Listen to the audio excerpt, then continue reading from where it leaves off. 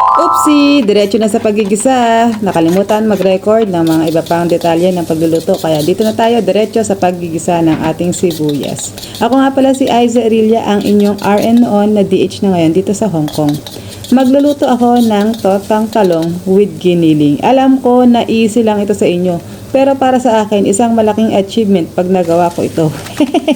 Alam nyo kasi, hindi naman ako masyadong nagluluto talaga.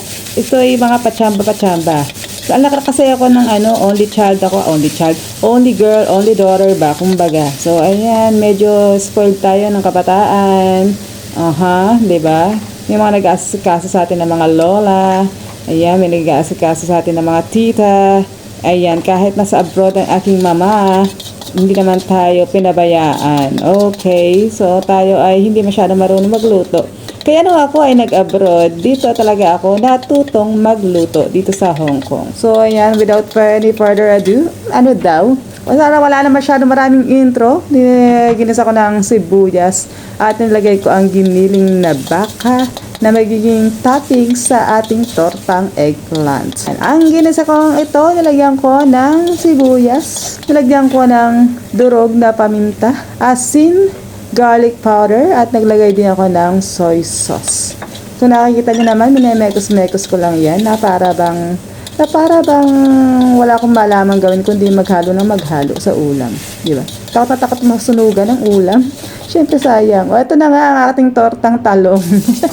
Naihaw ko na yan sa kalan ko, inihaw ang aming eggplant na malaki, mahaba yan, kaya hinati ko na. At ayan na, lagyan natin ng toppings na giniling na baka, yung ginisa natin kanina. And then, lalagyan natin siya ng itlog. Parang may mali sa ginawa ko. Something wrong sa way na pagluluto ko. Pagpasensyahan nyo na, i-correct nyo na lang ako kung ano man yung pagkakamali ko. So, nandito ako para matuto rin sa mga comments nyo, sa mga opinion nyo, kung paano kayo magluto. Turuan nyo rin naman ako. So, ganun lang, turuan tayo. Tulungan tayo kung saan tayo matututo sa bawat isa. Nandito tayo para makipag-connect sa isa't isa. Share nyo kung ano yung kaalaman nyo, share ko kung ano yung nalalaman ko. Ganun lang. So, ayan, nagdagdag pa tayo ng itlog. Pero parang feeling ko talaga may mali sa ginawa ko. Ano kaya doon yung mali ko, no? Pero anyways, highways by the ways. Yung pagluluto ko na to, guys, ang ending niya naman ay masarap. Masarap siya. So, yung itlog pala, nilagyan ko ng garlic powder din at saka ng paminta at saka asin. Para may lasa na rin yung ating beaten egg o yung binating itlog na binuhos natin sa toppings ng ating giniling na may talong. Okay, eggplant. Ano ba pang ginagawa mo dyan, Inday? Ang dami may atang ginagawa. Ano na ba nangyayari? Ang haba ng video mo. Tapusin mo na. Ay, nako.